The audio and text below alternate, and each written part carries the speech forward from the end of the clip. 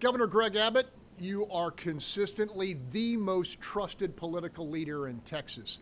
Now, that said, how can you quell the doubts of naysayers who fear that school choice will hurt public education?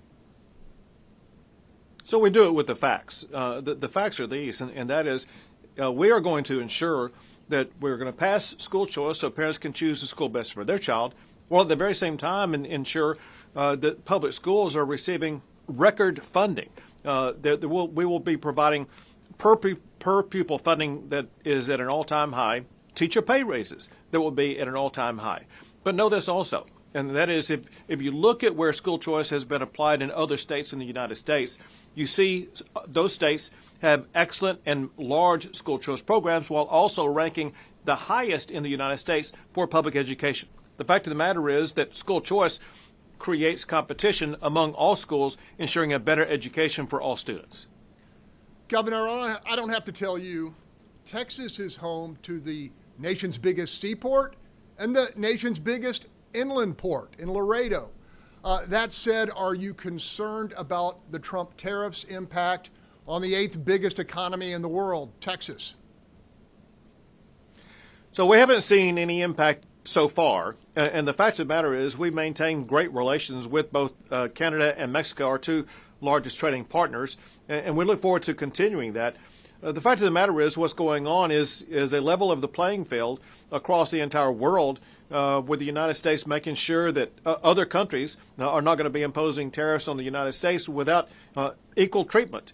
And so I think in the end, what the president is doing is exactly what he campaigned upon. And it'll take a while for all the details to be worked out. But I think in the end, it should be good for the country and good for Texas. As a former Texas Attorney General and our top cop in the state, I think this is a good question for you. Should we ban THC sales or try to better regulate them? Well, that very question is being debated in both chambers as we speak. Here's several things that are being sought to be achieved. One is to deny access by children to high-level THC content materials, whether it be edibles or drinks or whatever the case may be. Both the House and Senate seem to agree upon that. And as it concerns other avenues for adults, there's a difference between the House and Senate that I think will get worked out before the end of the session. Governor, bond reform is one of your top priorities. Democrats don't want Texans to vote on that issue. What's your message to them to try to persuade them that Texans should have the right to determine whether judges should have this power?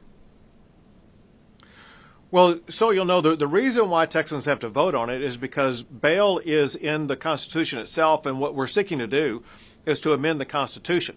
We want to change it so that dangerous criminals like murderers are not let back out on the street to commit other murders. There are hundreds of people in Texas who were killed by a murderer who'd been previously arrested for murder, let out on bail, only to murder again. That must stop, and we must reform our bail system so that judges are not releasing these dangerous criminals back out onto the streets. Governor, you delivered historic property tax relief in the last session. You are promising more this session. What will that look like?